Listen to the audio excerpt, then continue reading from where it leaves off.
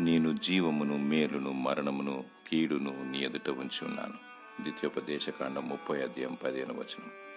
జీవాధిపతి అయిన దేవుడు మహత్తరమైన శక్తిగల మహోన్నతుడు. మన జీవము ప్రభువైన యేసుక్రీస్తు చేతిలో కలదు.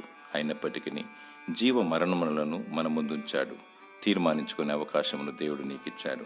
ఇరుకు మార్గము జీవమునకు పోవును, విశాల మార్గము నాశనమునకు దారితీయును. ఈ లోకమునైనను లోకంలో ఉన్నదైనను ప్రేమించకము. లోకములో ఉన్నదంత నేత్రాశ, శరీరాశ, జీవపు డంబము. పాపముతో నిండిన చీకటి లోకము. పాపము చేయకము. పాపమునకు వచ్చు జీతము మరణము. ఇది రెండవ మరణము. అగ్ని ఆరదు, పురుగు చావదు. జీవమును కోరుకొనుము. దీని మనసు కలిగి దేవునికి లోబడుము.